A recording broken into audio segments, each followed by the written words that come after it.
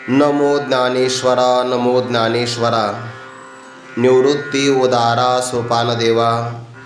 मुक्ताबाई नमो त्रिभुवन पावनी। आद्यत्रय जननी देवांची जयांचे केलिया स्मरण। होय सकळ विद्यांचे अधिकरण। तेचे वंदो श्री चरण श्री गुरूंचे ते नमस्कारोनी आता।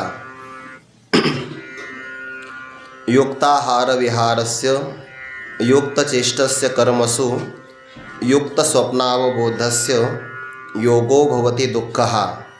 आहार तरी सेविजे परी युक्तीचेने मापे मविजे। क्रिया जात आचरिजे तयाची स्थिती। कैवल्य साम्राज्य चक्रवर्ती विश्वमौली ज्ञानोबाराय सकल ब्रह्मनिष्ठ गुरुजनांच्या परमकृपेने श्री भगवती ज्ञानेश्वरीच्या षष्ठम अध्यायाचा विचार क्रमशः आपण करत आहोत। योगाची साधना कशी करावी, त्या योग साधनेतून साधकाला काय फल प्राप्त होतं आणि त्या फलामध्ये आपला अधिकार आहे की नाही, तर भगवंताने अर्जुनाचा अधिकार आहे या बाबतीतलं शंकेचं समाधान केलं की या योग साधनेसाठी विरक्त पुरुष असावा लागतो, ज्याच्या आपल्या संपूर्ण शरीर इंद्रिय मानसिक क्रियेवर नियंत्रण आहे। असा कोणताही पुरुष या योग साधनेकरता समर्थ आहे किंवा अधिकारी आहे। आणि या युक्तीचा विचार करून पाहिलं तर या लक्षणामध्ये अर्जुना सापडणारी सगळी योग्यता तुझ्या ठिकाणी विद्यमान। म्हणून अर्जुनाच्या मनातला एक भाव होता की देवाने जे प्रतिपादन केलं त्यामध्ये जर आपला अधिकार नसेल तर मग ज्याच्यात आपला अधिकार आहे ते आपण देवाला विचारू, आणि जर यातच आपला अधिकार असेल तर हाची मार्ग सुखोपाये अभ्यासीनं, याच योग मार्गाचा मी अत्यंत आनंदाने अभ्यास करेन। आणि भगवंताने अर्जुनाला सांगितलं की योग मार्गामध्ये जो अधिकार लागतो तेवढा अधिकार तुझ्या ठिकाणी विद्यमान आहे। आता ज्या साधकाला योगाची साधना करायची त्याच्या जीवनामध्ये आहारादिकांचे काय नियम असावे, ज्याच्यामध्ये आहार अगोदर आहे, त्यानंतर विहार शब्दाचा अर्थ होतो पादक्रम म्हणजे चालणं, किंवा विहार शब्दाचा विशेष प्रकारे आचरणाचा वर्तनाचा सुद्धा विचार आपण घेऊ शकतो। जसं की तुकोबाराय म्हणतात ना, युक्त आहार विहार नेम इंद्रियांशी सार, नसावी बासर निद्रा बहो भाषण। असाच विचार या श्लोकाचा तुकोबाराय अनुवादित करून सांगतात। दोन पद्धतीनं भगवंताने हा विचार सांगितला। एक आहे अन्वयाच्या भूमिकेतून विचार, दुसरा आहे व्यतिरेकाच्या भूमिकेतला विचार। योग कोणाला साध्य होणार नाही असा जेव्हा विचार सांगतात तेव्हा त्याला व्यतिरेक मुखाने सांगणं म्हणतात, आणि योग कोणाला साध्य होईल असं जेव्हा प्रतिपादन केलं जातं तेव्हा त्याला अन्वय मुखांनी सांगणं असं म्हणतात। कोणाला साध्य होणार नाही, अत्यधिक प्रमाणामध्ये आहार घेत असेल, आहार म्हणजे फक्त जेवणच नाही बरं, आहाराचा अर्थ अन्न असा होतो पण तो त्याचा प्रसिद्ध अर्थ आहे। पण आहार शब्दाचा जर आपण योगिक अर्थ केला किंवा शब्दानुसार आहार केला तर ज्या ज्या इंद्रियांच्याद्वारे जे जे ग्रहण केलं जातं त्या सर्वाला आहार असं म्हणतात। आणि मग कोणत्याही इंद्रियांचा जो विषय असेल तो जर अत्यधिक प्रमाणामध्ये सेवन केला तर शास्त्राचं प्रमाण आहे भोगे रोग भयम, भोगे रोगा जोडून या दिले अनिका। अत्यधिक प्रमाणामध्ये भोग असेल तर त्याचं रोगामध्ये रूपांतर होतं। अत्यधिक आहार असेल तर योग साध्य होणार नाही। मग कमी आहार घ्या, अतिशय अल्प प्रमाणातला जरी आहार असेल तर तो धातूंचं पोषण करत नाही। सर्वात महत्त्वाचं आहे भोजन चांगलं जर आपण केलं तर जे जेवण आपल्याला चांगल्या प्रकारे पचतं त्याचा 5 दिवसानंतर रस तयार होतो।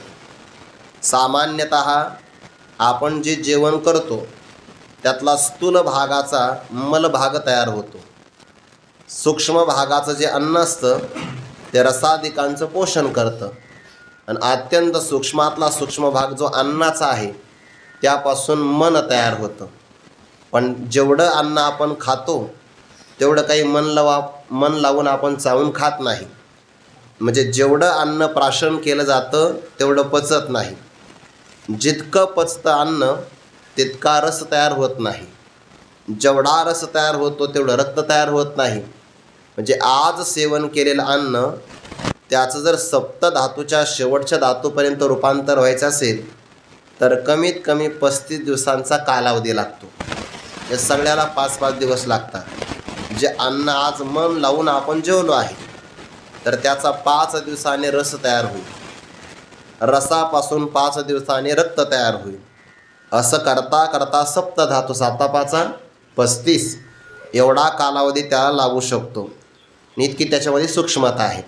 आणि जो अत्यल्प प्रमाणामध्ये आहार घेत असेल तर त्याचा रसादिकांचं पोषण होत नाही.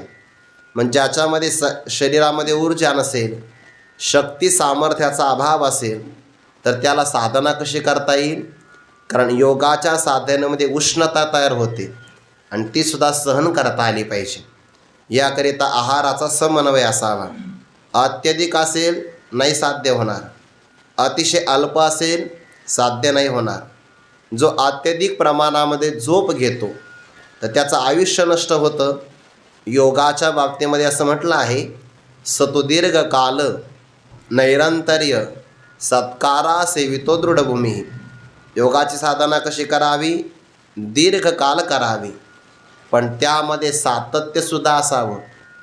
निरंतरता म्हणजे सातत्य. सातत्य खंडित झालं की अभ्यासाला पहिल्यासारखा आनंद येत नाही. हे आपणही बघू शकतो. आपण वारंवार महिनाभर श्रवण करतो आणि काही नाही, फक्त 7 दिवस एखादा सप्ताह येतो. सप्ताहामधून आलं की पहिल्यासारखा अभ्यासात लक्ष लागत नाही. म्हणून अभ्यासामध्ये सगळ्यात महत्त्वाचं काय असेल तर सातत्य. आणि सातत्य ठेवणं फार कठीण आहे. निरंतरताच असावी लागते. म्हणजे अभ्यासामध्ये असू द्या नाहीतर कोणत्या पाठांतराच्या साधनेत असू द्या. म्हणून सतुदीर्घ काल नैरंतर्य सत्कारा सेवित दृढभूमी. आणि झोप घेण्याची अत्यधिक सवय लागली की अत्यधिक प्रमाणातली झोप आयुष्य वाया घालविते. त्यामध्ये साधनेतलं सातत्य राहत नाही. पण मग जागा राहत असेल, जो कायमच जागा राहतो त्यालासुद्धा योग साध्य होत नाही. कारण जो जागरण करतो त्याला जास्त प्रमाणातल्या व्याधी जडण्याची शक्यता असते. मग व्याधीच असेल तर योग साध्य होणार नाही. मग कुणाला साध्य होतो तर अन्वयमुखाने 17व्या क्रमांकाच्या श्लोकात भगवान तो विचार सांगतात, ज्याचा आहार आणि विहार युक्त आहे. युक्त म्हणजे नियमित आहे, यथायोग्य आहे किंवा अतिशय चांगल्या प्रकारचं ज्याचं परिमाण आहे. परिमाण म्हणजे ज्याचं माप आहे. ज्याचं कर्मातल्या चेष्टासुद्धा योग्य प्रमाणातल्या आहे. ज्याची निद्रा आणि ज्याचं जागरण नियत कालात आहे. कारण झोपेला तर काही माप लावता येणार नाही, पण त्याचा निश्चित कालावधी आहे. बरेच असे महापुरुष पाहिले की ज्यांनी अंथरुणावर आपली पाठ टेकल्याबरोबर 2 मिनिटाच्या आतमध्ये त्यांना गाढ झोप लागते. गाढ झोप. आणि सकाळी उठण्यासाठी त्यांना कोणत्याही साधनांची गरज लागत नाही. बरोबर त्यांची झोप पूर्ण झाली की 4:30-4 वाजता त्यांना जाग येते. ज्याची झोप आणि ज्याची जागृती ही नियत कालामध्ये संपन्न होते. असा जो कोणी साधक असेल तर त्याला दुःखाचं हरण करणारा योग नावाची किंवा समाधी अवस्था साध्य होते. दुःखाला कारण आहे अविद्या आणि अविद्येचं नाशक आहे ब्रह्मविद्या. परंतु त्या ब्रह्मविद्येला उत्पादन करण्यासाठी किंवा उत्पन्न होण्यासाठी जी अंतःकरणाची विशिष्ट भूमिका असावी लागते ती योगामुळे साध्य होत असल्यामुळे योगो भवती दुःख हा असा त्यातला विचार आहे. काल आपण या श्लोकाचा आणि त्यावर ज्ञानोबारांच्या एका ओवीचा विचार केलेला आहे. आहार तरी सेविजे. कलियुगामध्ये संपूर्ण शरीर हे आहारावरच अवलंबून आहे. जर एखादी व्यक्ती प्रचंड प्रमाणात उपवासी राहत असेल आणि जर त्याच्या शरीरात ऊर्जा शक्ती सामर्थ्याचा अभाव असेल तर त्याने भूतकालामध्ये केलेलं पाठांतर वर्तमान कालामध्ये त्याला आठवत नाही. कारण आठवण्याकरता सुद्धा शक्ती लागते ना. ते तुम्हाला सहज उदाहरण सांगतो, लक्षात येईल. हे आपला मोबाईल आहे ना, आपला म्हणजे आपल्याजवळ असणार, तर त्या मोबाईलमध्ये आपण चार्जिंग करतो, बरोबर आहे ना. त्याच्यामध्ये ॲप असतात, तर ते सगळे ॲप जरी आपण चालू नाही केले तरी थोड्या फार प्रमाणातली ते ऊर्जा नक्की वापरतातच ते. म्हणून काही जरी नाही केलं तर चार्जिंग आपोआप संपते. आणि म्हणून त्या मोबाईलमध्ये काही दुसरे ॲप असतात, बॅटरी सेवर किंवा सुपर बॅटरी सेवर असे त्यामध्ये ॲप असतात. ते चालू केले की बाकीचे ॲप बंद होतात आणि 2-4 चालू राहतात. म्हणजे सामान्य यंत्रसुद्धा वापरो किंवा न वापरो तर त्याची ऊर्जा जी आहे ती वापरली जाते.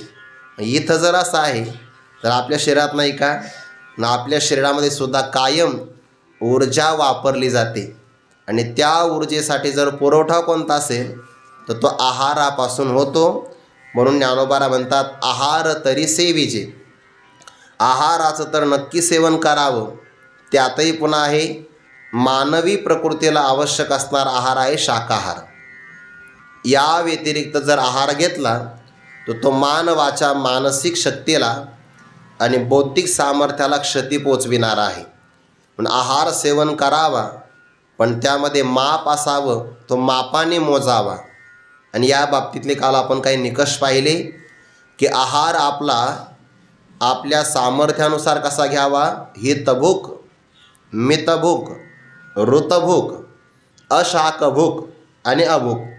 रोग कोणाला होणार नाही, जो जेवतच नाही त्याला अजिबात रोग होणार नाही. म्हणजे जेवला नाही तर मरेल, पण रोग होऊन मरणार नाही, असाच जाईल.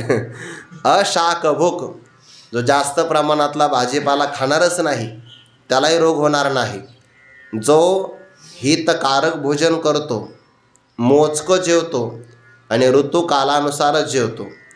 म्हणून काही पदार्थ सकाळच्या वेळेमध्ये ग्रहण करायला चालतात. दह्यासारखे पदार्थ फक्त दुपारी घेतले पाहिजे.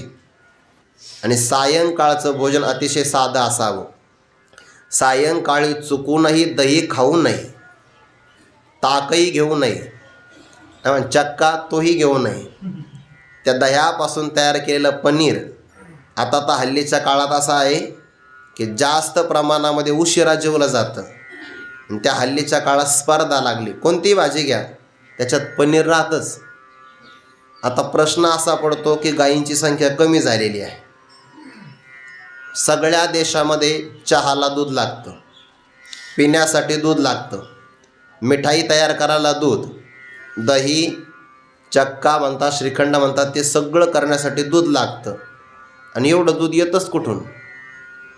गायींची संख्या कमी आहे, मागणी जास्त आहे. याचा अर्थ आहे की ते रासायनिक पद्धतीनं तयार केलं जात असेल. आणि मग त्यापासून तयार केलेले पदार्थ, त्याचा विचार कोण करत आहे. हे सगळे पदार्थ घरीच तयार केले पाहिजे किंवा विश्वासू लोकांपासून ग्रहण तरी केले पाहिजे.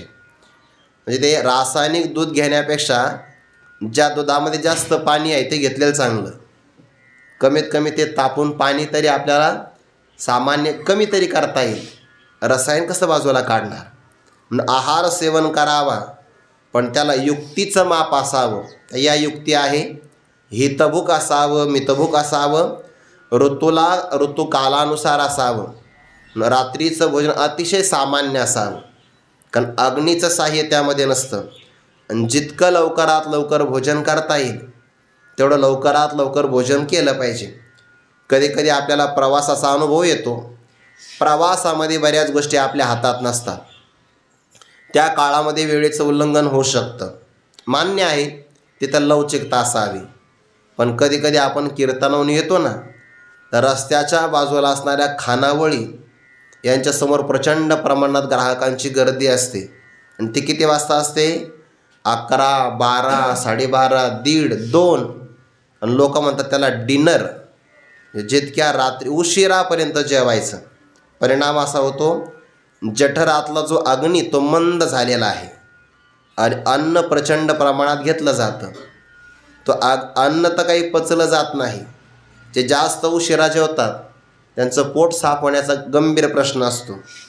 औषधं घ्यावे लागतात, गोळ्या घ्याव्या लागतात आणि ते अन्न सडतं. मग आणि सडलेलं अन्न सगळ्यात जास्त रोग निर्माण करतं.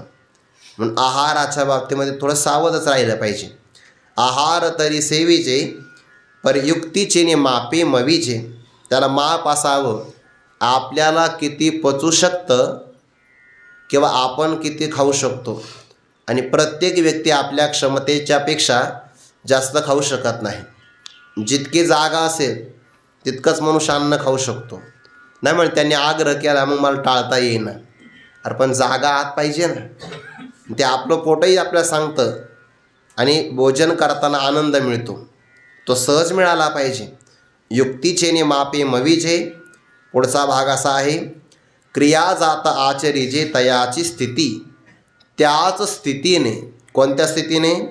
जसं आहाराला आपण युक्तीचं माप लावलं, जशा आहाराच्या सेवनामध्ये नियमितपणा आपण ग्रहण केला, तसं कर्म करत असतानासुद्धा जी कर्म आपल्याला साधनेपासून लांब घेऊन जातील, जी कर्म आपल्याला विक्षेप प्रदान करतील आणि जी कर्म आपल्याला जीवनामध्ये वेळेच्या नाशाला कारण ठरतील, अशी कर्म साधकाने करू नये. पंचदशिकाराने असं म्हटलं आहे. पूर्वपक्षाने प्रश्न विचारला की जनकादिकाने राज्य चालवलं, त्यांना ब्रह्मज्ञान नव्हतं का? ते म्हणाले अरे त्यांना ब्रह्मज्ञान होतं. मग त्यांनी राज्य का चालवलं? प्रारब्ध आहे. त्यांनी राज्य जरी चालवलं तरी त्यांच्या ब्रह्मज्ञानात बिघाड नाही झाली. तो जर तेवढा दृढबोध असेल तर मग तो राज्यही कर, नाहीतर निवडणुकीला उभा राहा, काही अडचण नाही. नाहीतर तुझ्यामध्ये विक्षेप होत असेल तर ती कर्म मात्र करू नये. यद्वा कृषीम करून, जो शेती नावाचं कर्म केलं तरी अडचण नाही. पहिल्यांदा बोध स्थिर स्थावर झाला पाहिजे. परमार्थामध्ये आल्यानंतर काही वर्ष जोपर्यंत आपली मानसिक स्थिती किंवा आपली बौद्धिक बैठक चांगल्या प्रकारे दृढ स्थिर होत नाही, तोपर्यंत बाकीच्या कर्मापासून वाचलं पाहिजे. आणि एकदा आपलं मानसिक धैर्य, आपली सगळी क्षमता जर स्थिर झाली तर मग व्यवहारामध्ये जरी व्यक्ती पडली तरी त्याला व्यवहाराचा बाध होत नाही किंवा विक्षेपाचा, त्याच्या कोणत्याही प्रकारचा मनावर क्लेशाचा भाव होत नाही. याकरता तोपर्यंत मन मात्र स्थिर होईपर्यंत थांबलं पाहिजे. म्हणून कर्म आहे आणि कर्म तो मरेपर्यंत करणारच आहे. कोणतीही व्यक्ती क्षणभर देखील कर्म केल्या वाचून राहू शकत नाही.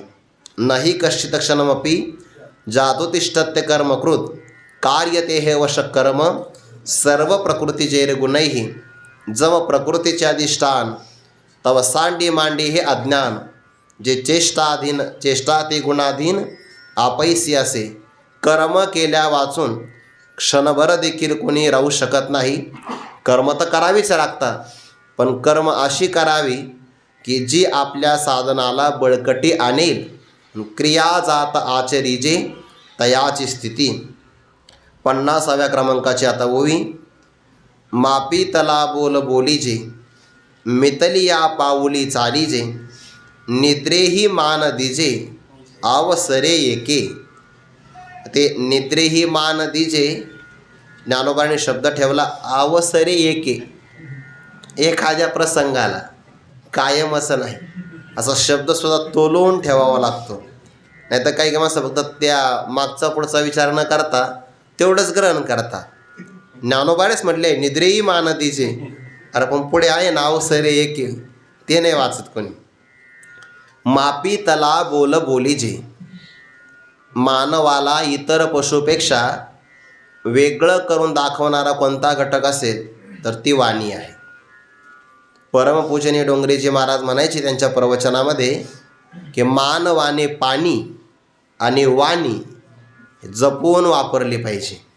कधी कधी बघा ते शाळेमध्ये सूचना असतात, पाणी जपून वापरा असं म्हटलं जातं की नाही. कारण निसर्गामध्ये मिळणारं पाणी, काही वाक्य पण असतात, जल है तो कल है. पाणी जर असेल तर उद्याचा भविष्यकाळ चांगला आहे. सर्वात महत्त्वाचं पाणी जपून वापरलं पाहिजे. शहरापेक्षा खेड्यातली माणसं आणि ज्यांना पाण्याचं दुर्भिक्ष आहे ते पाणी खूप जपून वापरतात. शहरामध्ये तसं नाही आहे. पाणी मिळालं ना तर कधी कधी आम्हाला असा अनुभव येतो की वरती एखादा पूर तर आला नाही, असं इतकं रस्त्याने प्रचंड प्रमाणात पाणी वाहतं आणि पाण्याची किंमत नाही. किंमत असली पाहिजे. पाणी जपून वापरावं. म्हणून तर ठिबक सिंचन आलं ना, किंवा मूळ सिंचने सहजे शाखा पल्लव संतोषती. मानवाला इतरांपेक्षा वेगळं करून दाखवणारी सगळ्यात महत्त्वाची गोष्ट कोणती असेल तर ती वाणी आहे. वाणी फार जपून वापरावी. शस्त्र आहे ते. ज्याला शब्द योग्य प्रमाणात वापरावे असे कळतात तो पुरुष विचारी असतो.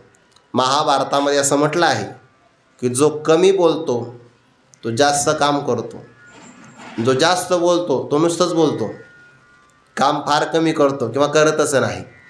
ते बडबड जास्त करतो. तो फार कमी प्रमाणात बोललं पाहिजे. वाणी सर्वात जास्त शक्तिशाली आपल्या शरीरामध्ये. वाणीची उत्पत्ती होण्यासाठी अग्नीचं साह्य लागतं. शरीरातलं जलतत्व खर्ची पडतं आणि बहुतेक असं म्हणतात की वाणी आपल्या मणक्याच्या काही भागातून तयार होते. इतक्या गोष्टी वाणीसाठी वापरल्या जातात. जितकी जास्त महत्त्वाची गोष्ट असेल तितकी ती कमी प्रमाणात वापरली पाहिजे. जो जास्त बोलतो ना त्याचं जास्त ऐकलं जात नाही. उलट जो कमी बोलतो तर लोक त्याचं ऐकण्यासाठी उत्सुक राहतात.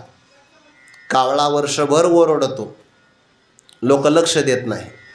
आणि कोकिळ नावाचा पक्षी वसंताचं आगमन झालं तर फक्त 2च महिने कलरव करतो, तर लोक कोकिळाचा पंचम स्वर ऐकण्यासाठी उत्सुक राहतात. कमी बोलणारा मनुष्य श्रवणीय जास्त राहतो आणि जास्त बोलणारी व्यक्ती उपेक्षणीय राहते.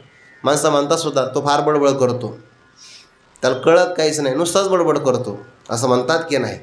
पण शब्द ठेवला आहे मापी तला, म्हणजे मोजून बोल बोलीचे.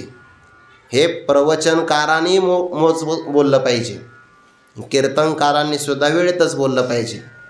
आणि व्यवहारामध्ये आपणही मोबाईलवर कमीच बोललं पाहिजे.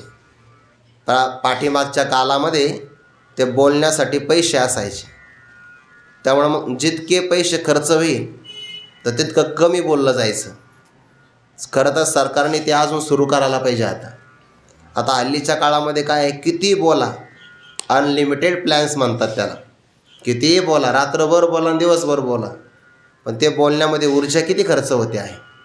वाणी वापरली जाते, क्षीणता येते बघा. मोजकं बोलावं. साचा आणि मवाळ शब्द कसा ठेवला, मितले आणि रसाळ. शब्द जैसे कल्लोळ अमृताचे, किंवा अनुद्वेगकरम वाक्यम सत्यम प्रियहितं चयत स्वाध्यायाभ्यसनं चैव वाङ्मयं तप उच्यते. 17व्या अध्यायामध्ये हा जो श्लोक आला ना, या श्लोकामध्ये 2 भाग आहे. अनुद्वेगकरम वाक्यम सत्यम प्रियहितं चयत. तर हे दुसऱ्या संबंधाने असं बोलावं. जर आपल्याला कोणी विचारणारं नाही भेटेल तर मग स्वाध्यायाभ्यसनं चैव वाङ्मयं तप उच्यते. त्यावर ओव्याच आहे, जरी कोणी करी पुसणे तरी होवावे ऐसे बोलणे. जरी कोणी आपल्याला विचारलं तर असं बोलावं. म्हणजे विचारणारा कोणीच नाही भेटला तर मग आवर्तन द्यावं. ना तरी आवर्तने निगम का नाम, ना तरी एखादे नाव तेची शैवका वैष्णव वाचे वशे ते वाग्भव तप जाणावे. मोजक्या प्रमाणातली वाणी वापरली की त्या वाणीमध्ये सामर्थ्य प्राप्त होतं. बोलण्याच्या बाबतीमध्ये भागवतामध्ये एक नियम आला आहे, मनुष्याने कुठं बोलावं कुठे अजिबात बोलू नये. तर काही ठिकाणी निश्चित मौन असावं.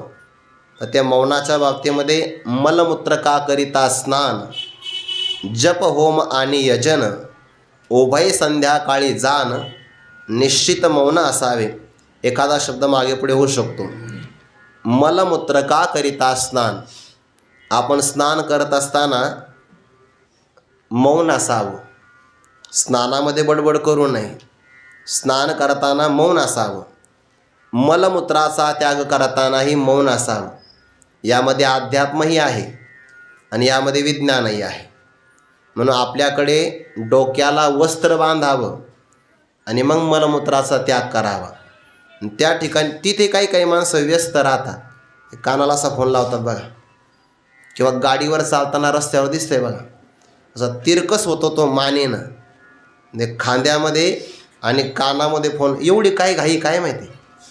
म्हणजे भारताचा सगळाच कारभार त्याच्या डोक्यावर आहे की काय, किंवा त्याला बोलायला वेळ नाही, बाजूला सुद्धा गाडी नाही घेत. तेवढ्या प्रचंड प्रमाणात लोकांना दाखविण्याची स्पर्धा लागली की मी फार व्यस्त आहे, फार मला बोलण्यासाठी सुद्धा वेळ नाही आहे. मारुती बाबा सांगत असतात, एखाद्याला आपण म्हणलं चला ना कीर्तनाला, मरायला वेळ नाही म्हणे.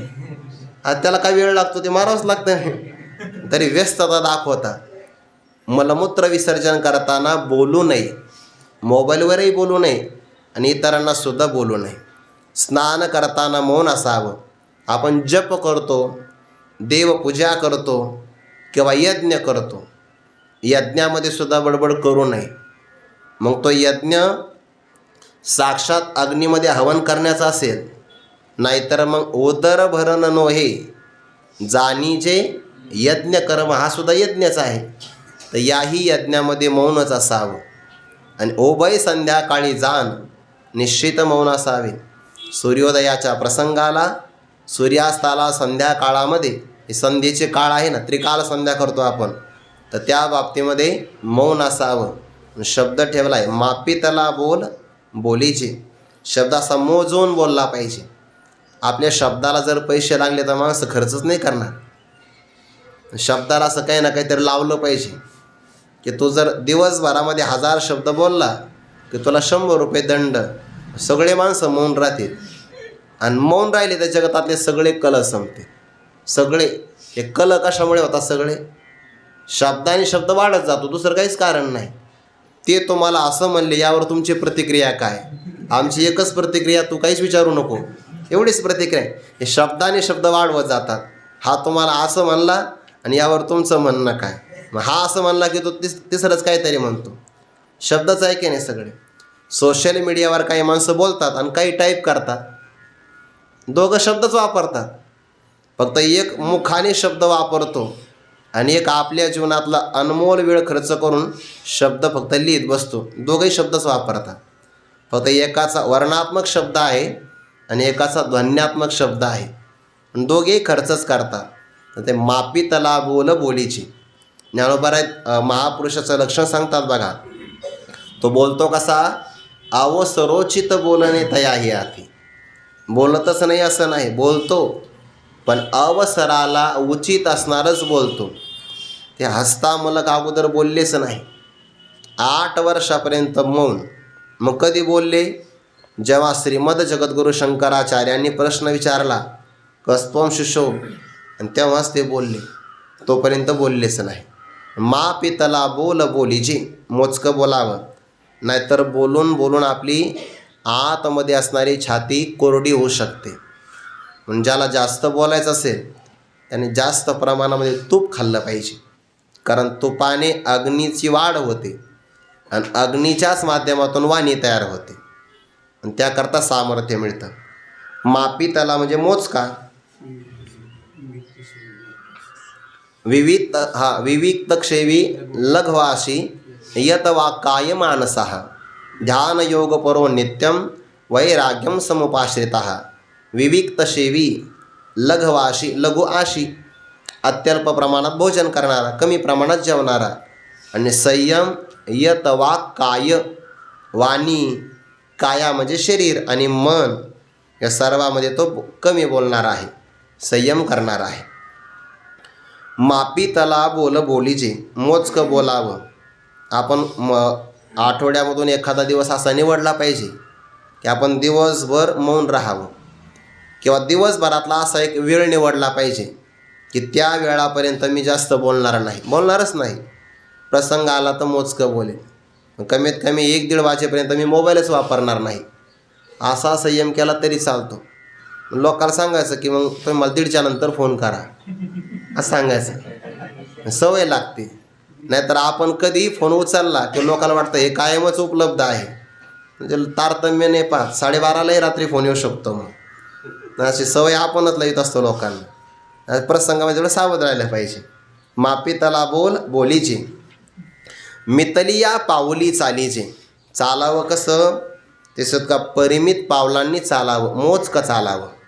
जास्त प्रमाणात आता चालण्याचा व्यायाम केला जातो, चांगला आहे, पण ते सर्वांच्या करता नाही ना. जास्त प्रमाणात चाललं की पुन्हा त्या गुडघ्यावरच काय होतो, ताण येतो.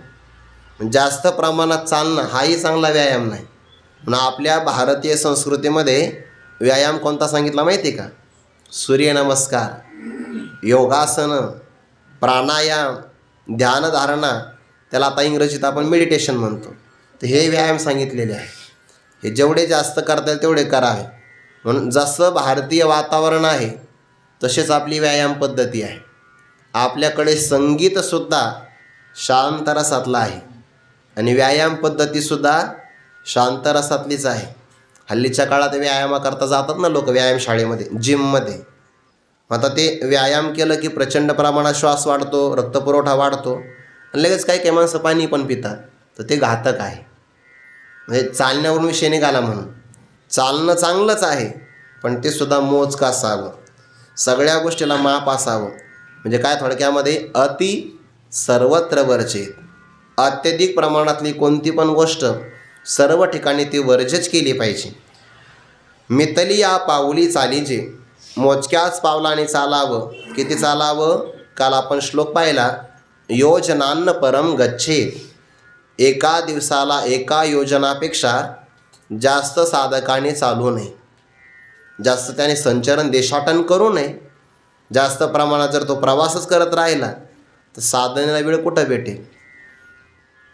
गुरुकुलात योग्य अध्ययन झालं तर देशाटन करायला परवानगी आहे. ते केल्याने देशाटन अंगी येते शहाणपण. देशाटन केलं की आपल्याला त्या देशातल्या चालीरीती कळतात, लोकांचे व्यवहाराची वर्तनं कळतात आणि यासाठी देशाटन करावं लागतं. पण कुणी करावं ते? ज्याचं गुरुकुलातलं अध्ययन पूर्ण झालं त्याने. बाकीच्याने करू नये, कारण त्या चित्तामध्ये चांचल्य निर्माण होईल. कधीतरी आपण श्लोक पाहिला होता, काही गोष्टी फिरवल्या तर चांगल्या राहतात, पण काही गोष्टी फिरल्या तर नष्ट होतात. घोडा फिरवला पाहिजे, जाग्यावरच उभा राहिला तर त्याचे अवयव सांधे जे असतात ते आकडून जातात, जखडतात, ते काम करत नाही. म्हणून घोडा दररोज का होईना थोडा फिरवला पाहिजे. हे काही माणसं गाडी उभी नाही राहिली पाहिजे बघा, चारचाकी दररोज थोडी का होईना ती फिरलीच पाहिजे. नाही तर म्हणता बा इंजिन जाम होतं म्हणून, असं काहीतरी घडतं त्याच्यामध्ये. ते घोडा फिरला पाहिजे. तव्यावर भाकरी आहे, दिली टाकून आणि लागलं मग रील पाहायला, भाकरी करपेल ना, भाकरी फिरवली पाहिजे. ते चालत नाही, भाकरी फिरवावी. पानाचा करंडा असतो ना, ती करंडी त्याच्यातून पानं फिरवले पाहिजे. जे पानं विक्रेते असतात ना, ते खाण्याचं पान हे बघा दररोज खालीवर काढतात. ते पानं ते फिरले तरच ते पानं टिकतात. म्हणजे पानं फिरले तर चांगलं आहे, भाकरी फिरवावी. घोडाही थोडा फिरवला पाहिजे, ते चांगले राहतात. आणि मग साधकाने फिरावं नाही. साधक जर फिरला तर तो नष्ट होतो. म्हणून ते नष्ट होण्यासाठी कारण, मापितला बोल बोलीजे, मितलिया पाऊली चालीजे. मोजक्याच पावलाने चाललं पाहिजे. पुढे आवश्यक आहे म्हणून निद्रेही मान दिजे अवसरे एके. एखाद्या प्रसंगाला आपण निद्रेला सुद्धा मान दिला पाहिजे, तिची उपेक्षा करता कामा नये. दिवसभर आपण शारीरिक बौद्धिक कष्ट केले तर शरीराला विश्रांतीची आवश्यकता आहे. आणि ईश्वराने मानवाला दिलेली एक अवस्था वरदान स्वरूप आहे. निद्रेला माता असं म्हटलेलं आहे. जशी माता बालकाचं संगोपन करते तशी निद्रा नावाची अवस्था जीव नावाच्या बालकाचं पोषण करते. म्हणून ज्याची निद्रा चांगली आहे त्याचंच आरोग्य चांगलं आहे. आणि निद्रा कोणाला चांगली लागते? ज्याला अजिबात चिंता नाही, चिंताच नाही कोणती, जो निश्चिंत आहे किंवा सुखी आणि समाधानी आहे. थोडक्यात पुढे जाऊन सांगू, ज्याची मनस्थिती फार चांगली आहे त्यालाच निद्रा चांगली लागते. निद्रेसाठी परिस्थिती नाही महत्त्वाची. नाहीतर हल्लीच्या काळामध्ये परिस्थिती दिसायला बऱ्याच लोकांच्या बाहेरून चांगल्या दिसतात, पण आतली मनस्थिती पोखरलेली आहे. ज्याची मनस्थिती बिघडली त्याला निद्रा नाही लागत बघा. कधी कधी मनुष्याला जर भीती वाटली ना, तर भीतीमध्ये त्याचे ठोके वाढतात बघा छातीचे, तर अशा प्रसंगाला त्याला झोप नाही लागत. ज्याला प्रचंड प्रमाणात दरदरून घाम आला त्यालाही झोप लागत नाही. ज्याच्या पाठीमागे चौकशी लागली त्यालाही झोप लागत नाही. ज्याला चिंता आणि भीती विकार आहे, चिंताक्रांत मनुष्यालाही झोप लागत नाही. सगळ्यात महत्त्वाची हानी आहे, चिंता झाली की त्याची झोप उडते बघा. हे सगळ्या कारणे आहे. आणि ज्याची झोप बिघडली त्याचं आरोग्य बिघडायला काही वेळ लागत नाही. म्हणजे ते झोप चांगली पाहिजे. निद्रेही मानदीजे अवसरे एके. एखाद्या प्रसंगाला जर आपल्याला झोप आली तर आपण सहर्ष तिचा स्वीकार करावा. घडू शकतं, शरीर आहे, आतल्या गोष्टी आपल्याला सांगता येत नाही. पण कधी कधी आपण झोप आलेली असते आपल्याला, पण आपण त्या झोपेच्या वेगाला टाळतो. काही वेग टाळू नये ना. मलमूत्राचा वेग आहे, शिंक जांभई आहे, निद्रा आहे, तहान भुकेचा वेग आहे, तर हे वेग अजिबात टाळू नये. जर या वेगांना धारईल असं म्हटलं आहे. जर या वेगांना आपण धारण केलं म्हणजे आवरले, तहान लागली तरी पाणी नाही पिला, भूक लागली तर जेवण नाही केलं, झोप आली तरी झोप नाही घेतली, तर हे वेग आतमध्ये विकृती निर्माण करतात. म्हणून प्रसंगाला शरीर आपल्याला जेव्हा सूचना देतं की आपल्याला आता झोप घेतली पाहिजे, तर निद्रेही मान दीजे अवसरे एके. एखाद्या प्रसंगाला आपण त्या निद्रेलासुद्धा मान दिलाच पाहिजे. निद्रेही मान दीजे अवसरे एके. समुचित प्रमाणामध्ये घेतलेली विश्रांती ना, ते दुसऱ्या दिवशी कार्य करायला जास्त चांगली राहते. काही विद्यार्थी परीक्षा आली का रात्रभर जागे राहतात. त्याचा परिणाम असा होतो, रात्रभर जर त्यांनी जागून अभ्यास केला तर त्यांना परीक्षेच्या वेळेला तो अभ्यास नाही आठवत. परीक्षेला सामोरं जातानासुद्धा अगोदर योग्य प्रमाणातली विश्रांती आवश्यक आहे. ज्याला परिश्रम घ्यायचे त्याने अगोदर विश्रांती चांगली घेतलीच पाहिजे. विश्रांती पण आवश्यक आहे. निद्रेही मान दीजे अवसरे एके. निद्रेलासुद्धा मान दिलाच पाहिजे. पाठीमागच्या श्लोकात आलं ना, निद्रेच्या वाटा न वचे. झोपेच्या वाटेलाच जात नाही हा, तर असं नाही. निद्रेलासुद्धा एखाद्या प्रसंगाला मान दिला पाहिजे. हे एखाद्या प्रसंगाला म्हणजे कधी माहिती आहे का, दररोजच आपण निद्रेला मान देतोच, पण आपण प्रवास केला, अत्यधिक प्रमाणामध्ये आपल्याकडून काही काम झाले आणि दिवसा जर आपल्याला डोळा लागत असेल तर अशा प्रसंगाला दिवसाही झोप घेतली पाहिजे. अडचण ती नाही, पण त्याला अटी आहे बरं. ते कोणी घ्यावी, किती प्रमाणात घ्यावी ते पण ठरले. कोणत्या ऋतूत झोप घ्यावी दुपारी यालासुद्धा मर्यादा ठरली आहे. आणि किती प्रमाणात घ्यावी, दुपारी जर विश्रांतीची गरज असेलच आपल्याला तर डाव्या अंगावर फक्त 20 मिनटं घ्यावी. त्यालाच वामकुक्षी म्हणतात. 20 मिनटं. जर 20 मिनटात नाही समाधान वाटलं तर 40 मिनटं, अशी एवढी मर्यादा आहे. नाही समाधान वाटलं तर मग लगेच ओळखटी बाजूला सोडावी, जागं व्हावं. असं समाधान कधीच होत नसतं. मग असं त्याचा प्रसंग आहे. एवढीच निद्रेची मर्यादा आहे, ते होत नाही मग परत. जागणे जरी जाहाले तरी व्हावे ते मितले. येतुले धातू साम्य संचले असेल सुख. हे कशाकरता आवश्यक आहे बघा. जागणे जरी जाहले, एखाद्या प्रसंगाला आपल्याला जागं राहायचं आहे. आता आपण प्रवास करतो. प्रवास कोणाचा चांगला होतो, जो जागा राहतो त्याचाच प्रवास चांगला होतो. ज्याला प्रवासामध्ये झोप येते त्याचा घात होण्याची शक्यता असते. आणि प्रवासात जात असताना जागं राहिलं पाहिजे. जागं म्हणजे डोळ्यांनी पण जागं राहावं आणि क्रियेने पण जागं राहावं, दक्ष राहावं. कधी कधी काही लोक आपला परिचय करून घेतात. तुम्ही कुठं राहता, काय करता, पाठीमागं कोण आहे, पुढे कोण आहे, तुमच्या नावावर किती आहे, असं सगळी चौकशी करून घेतात. आणि आपलंसुद्धा मोकळे मन रसाळवाणी सगळं सांगून देतो आपण मोकळ्या मनाने. मग कधी कधी आपली सांपत्तिक परिस्थिती त्याच्या लक्षात येते, स्वभाव लक्षात येतो आपला. आणि मग असं परिचय करणारे काही माणसं प्रवासामध्ये त्यांच्याकडचे पदार्थ आपल्याला खायला देतात. परिणाम असा होतो की ते पदार्थ भक्षण केल्यामुळे आपल्याला बेशुद्ध अवस्था प्राप्त होते किंवा झोप येते. मग अशा प्रसंगाला ती व्यक्ती आपला घात करू शकते, काही ना काहीतरी चोरू शकते. म्हणून प्रवासामध्ये व्यक्ती जागा राहायला पाहिजे. एकटा जर असेल तर मग जागा राहिलंच पाहिजे. नाहीतर प्रवासामध्ये 5-6 माणसं असेल तर मग क्रमाक्रमाने जसं विना पारा घेतो ना आपण, तसं जागा राहिलं पाहिजे. 1 तास तू जागा राहा, 1 तासानंतर मी जागा राहतो. म्हणजे काय होतं, सगळ्यांची विश्रांती पण होते आणि सगळ्यांच्या साधनसामुग्रीचं रक्षणही होतं. असं एखाद्या प्रसंगाला जागण्याचा प्रसंग आला तरी पण ज्ञानोबा म्हणतात, तरी व्हावे ते मितले. मितले म्हणजे मोजकं. ते जागृतीसुद्धा मोजकी असावी. मोजकी म्हणजे काय, 2 तास मी जागतो, त्यानंतर पुढच्या तासामध्ये तुम्ही जागे राहा. गुरुवारी डॉक्टर बाबांनी एकदा पाठामध्ये सांगितलं होतं, समजा जर आपलं रात्री जागरण झालं, कल्पना करा आपण 10 वाजता विश्रांती घेतो आणि सकाळी 4 वाजता आपण जागे होतो. म्हणजे आपली विश्रांती किती आहे, 6 तासाची. पण एखाद्या दिवशी असा प्रसंग आला की 2 वाजेपर्यंत आपण जागेच आहे आणि 2च्या नंतर आपण विश्रांती घेतली आणि सकाळी आपल्याला लवकर उठावं लागलं. म्हणजे आपली त्या दिवशी विश्रांती किती प्रमाणात झाली नाही, 4 तासाची विश्रांती आपली झालीच नाही. बरं, शरीराला ती आवश्यक आहे.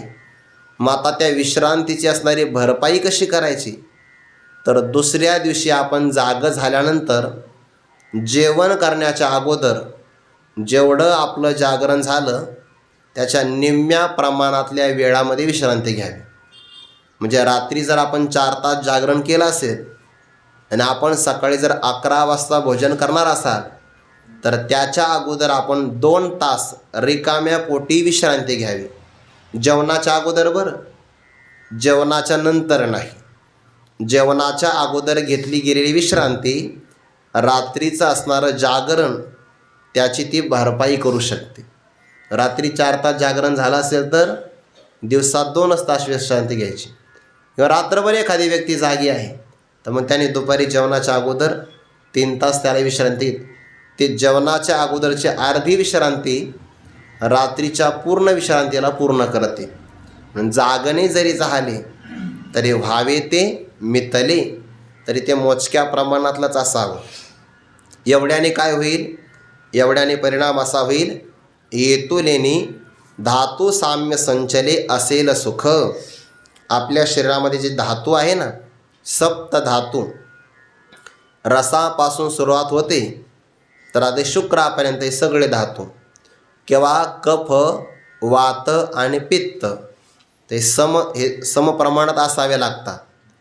हे प्रत्येकाचे रोग ठरलेले आहेत आणि प्रत्येकाचा उपाय पण ठरलेला आहे. जर शरीरात पित्त वाढलं असेल तर वमन करावं, पित्तासाठी वमन आहे.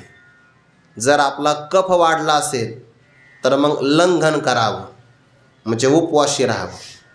आणि जर आपल्यातला वात वाढला असेल तर मर्दन, तेलाने मालिश करावी. तर ते वातासाठी मर्दन आहे, पित्तासाठी वांती वमन करावं. कधी कधी आपल्याला ते अजीर्ण झालं तर करपट ढेकरं येतात ना, ते करपट ढेकरं जर आले तर त्या आतड्यातला तो दोष बाहेर काढता आला पाहिजे.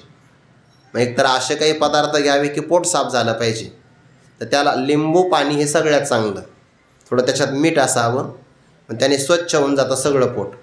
किंवा मग वांती करण्यासाठी भरपूर कोमट पाणी प्यावं आणि त्या पाण्यातून पुन्हा वांती करावी. ते पित्त जर झालं तर वमन सांगितलं. कफ वाढला तर मग उपवास करावा, लंघन करावं. लंघनम परमम औषधम असं म्हटलं आहे.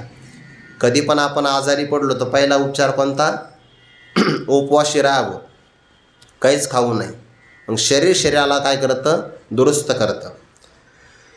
येतुलेनी धातू साम्य संचले, आपल्या शरीरातल्या धातूची साम्यता, त्यांच्यातला विषमतेचा भाव निघून जातो आणि चांगल्या प्रकारे समभावाला हे धातू प्राप्त झाले की मग संचले सुख असेल.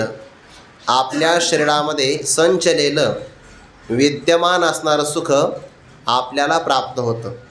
आणि हे जर बिघडले तर आपले सगळे अवयव किंवा रोग बिघडतात. बघा, कधी कधी आपलं डोकं दुखतं तर ते डोकं दुखण्याचे पण प्रकार वेगळे आहे. पित्ताने दुखणारं डोकं वेगळं आणि कफाने दुखणारं सुद्धा डोकं वेगळं. जर आपण खाली वाकलून डोकं दुखत असेल तर आपला कफ वाढलेला आहे असं त्याचा अर्थ होतो. पित्ताने सुद्धा डोकं दुखतं. कधी कधी जर आपल्याला भूक लागली आणि वेळेत जर अन्न नाही भेटलं तरीसुद्धा काय होतं, डोकं दुखतं. मग त्याला म्हणतात पित्ताने डोकं दुखतं. ते पित्त खवळतं ना, आणि त्याचा परिणाम डोक्यावर होतो.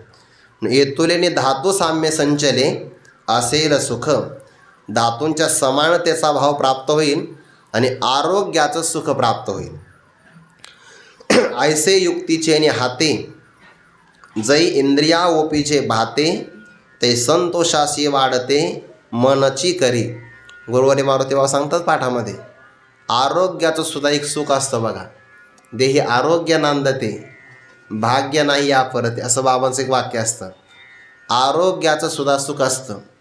जोपर्यंत आपण दवाखान्यात जात नाही आणि दवाखान्यामध्ये भरती होत नाही तोपर्यंत आरोग्याची किंमत नाही कळत. आरोग्याची किंमत कधी कळते, जेव्हा मनुष्य आजारी झाला, एखादं त्याचं शल्यकर्म म्हणजे ऑपरेशन झालं, की मग आरोग्याची किंमत कळते. आणि आरोग्य पैशाने नाही विकत घेता येत. आरोग्य कमवावं लागतं. त्यासाठी बाकीचे नियम पाळावे लागतात. आणि जसं स्नान दररोज करावं किंवा भोजन दररोज करावं, तसं आरोग्यासाठी व्यायामसुद्धा दररोज केला पाहिजे.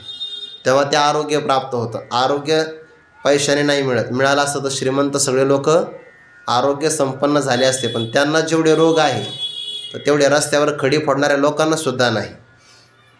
त्यांना काही खाल्लं तर पचण्याकरता गोळी घ्यावी लागते, आणि यांनी काही जरी खाल्लं तर यांना पचतं. म्हणजे अगदी कवळे दगडं जरी खाल्ले अतिशयोक्ती अलंकाराने, काही तक्रार नाही त्यांची. बाकीच्यांच्या मात्र हे नाही चालत, ते नाही चालत असं म्हणतात. आरोग्य महत्त्वाचंच आहे. ऐसे युक्तीचे आणि हाते, युक्ती म्हणजे काय, नियमित परिमाण, माप आहे माप, त्याला युक्ती विचार म्हणतात. आणि अशा युक्तीच्या हाताने जै म्हणजे जेव्हा इंद्रिया भाते ओपीचे, भाते म्हणजेच काय, पदार्थ, आणि ओपीचे म्हणजे दिलं जाणं, ज्या ज्या इंद्रियाला जो जो पदार्थ लागतो. भाते शब्दाचा एक अर्थ पोटगी असा एक अर्थ होतो, त्याचा तो भाग आहे. त्या त्या इंद्रियाला जर आपण युक्तीच्या हाताने, वाढतं कोण, आपण जेवताना काय करतो, आपण सगळे पदार्थ आपल्या हाताने घेत नाही. हा जेवणाचा नियमच आहे. आपण एखाद्या व्यक्तीच्या घरी जर जेवायला गेलो आपण, तर ते पदार्थ आपण आपल्या हाताने घेऊ नये. कधी कधी असे प्रसंग येतात आणि आपल्याला नेमकं मौन असतं, आणि पहिले वाढ व्यवस्थित झालेली असते, आणि ज्याच्या शेजारी आपण जेवायला बसतो त्याला शास्त्र काहीच माहिती नसतं. तो उजव्या हाताने जेवतो, उष्ट्या हाताने, आणि त्याला जेव्हा भाजी लागते तेव्हा तो मोकळ्या मनाने उजव्या हातानेच भाजी घेतो, आणि आपल्यालाही कधी कधी त्याच्या हाताने वाढतो. आता कायच करावं, त्याला काय सांगावं. हे उच्चिष्टमपि चामेद्यम भोजनम तामसप्रियम. त्याचा उष्ट हात लागला त्या ताटाला, पात्राला, पळीला, भाजीला. आता हे सगळं उष्ट त्याच्या मालकीचं झालं, आणि तो आपल्याला वाढतो. मग आपण म्हणायचं नाही नाही, आज माझं व्रत आहे, एकदा ताटात आलं तेवढंच घेणार आहे मी, दुसरं काही घेणार नाही. म्हणजे वाढताना आपण आपल्या हाताने घेऊ नये. आपल्याकडं काय आहे, प्रत्येकाच्या समोर ते पदार्थाचं पात्र टेकवलं जातं. उत्तर भारतामध्ये तसं नाही होत. स्वयंपाकघरातून आपण पदार्थाचं पात्र उचललं, खाली नाही टेकायचं. टेकलं की सब झुटा हो गया, निकल जाओ. हा सगळं उष्ट झालं, आता ते परत घेत नाहीत बघा. किती वजनदार असू द्या, स्वयंपाकघरातून उचललं हातातच ठेवायचं, खाली टेकवायचं नाही. आपण इथं कसं प्रत्येक व्यक्तीच्या समोर टेकत जातो की नाही पात्र, तसं नाही चालत. ते झुटा हो गया असं ते घेत नाही बघा. म्हणजे वाढण्यासाठी एक स्वतंत्र व्यक्ती असावी, आणि त्यातही भाव असा आहे, काही काही लोकांना वाटतं सगळे कामं आपण एकट्यानेच करावी. पदार्थसुद्धा तेच वाढतात, आणि उष्टे ताटंसुद्धा तेच उचलतात. मग आता उष्टे ताटं उचलले, हात धुवून यावा, नाही नाही, त्याच हाताने पुन्हा आपल्याला वाढतात. एवढंही तारतम्य राहत नाही. म्हणजे वाढणारी व्यक्ती स्वतंत्र असावी, आणि ताटं उचलणारी व्यक्ती स्वतंत्र. म्हणून युक्तीचे नि हाते, हात कोणाचा आहे, युक्तीचा आहे. आणि जेव्हा इंद्रिय जेवायला बसलेले आहेत, इथं या ओवीमध्ये कोण जेवायला बसलं, इंद्रिय जेवायला बसली आहेत. त्या इंद्रियांना त्यांचे विषय अर्पण करायचे आहे, पण इंद्रियांच्या हाताने नाही घ्यायचे बरं. हात आहे युक्तीचा. ऐसे युक्तीचे नि हाते, जे इंद्रियाओपीचे भाते तेव्हा काय घडतं, तै संतोषासी वाढते मनची करी. वाढते म्हणजे वृद्धी. आपल्या अंतकरणातल्या संतोषाला, समाधानाला वृद्धी करणारं कोण असतं, मनची. मनच आपल्या समाधानाला वाढवितं. म्हणजे आपलं जीवन जर नियमित असेल तर आपल्या आतमध्ये समाधानाची वाढ पदार्थ नाही करत, समाधानाची वाढ विषय नाही करत, समाधानाची वाढ आपलं मनच आपल्या आतमध्ये करतं. आणि ज्याला आतमध्ये समाधान मिळतं त्याला बाहेरच्या व्यक्ती पदार्थासाठी समाधानासाठी त्यांच्यावर अवलंबून राहण्याची अपेक्षा राहत नाही. आणि तै असं जेव्हा घडेल, युक्तीच्या हाताने इंद्रियांना जेव्हा विषय योग्य प्रमाणात दिले जातील तेव्हा एक आरोग्याचं संतोष समाधान आहे. आणि ते समाधान वाढविण्याची भूमिका आपलं मनच आतल्या आत तयार करतं. तै संतोषाशी वाढते मनची करी. याचा अर्थ त्याच्या जीवनातलं दुःख नष्ट होऊन जातं. असं एकदा चांगल्या प्रकारे नियमित केलेलं मन असेल तर त्याला आणखीन काही फल प्राप्त होतं, तो विचार पुढील श्लोकामध्ये येणार आहे. चिंतन आपण उद्या पाहू. पुंडलिक वरदा हरी विठ्ठल श्री ज्ञानदेव तुकाराम माऊली ज्ञानेश्वर महाराज की जय. जगद्गुरु तुकाराम महाराज की जय. सद्गुरु जोग महाराज की जय.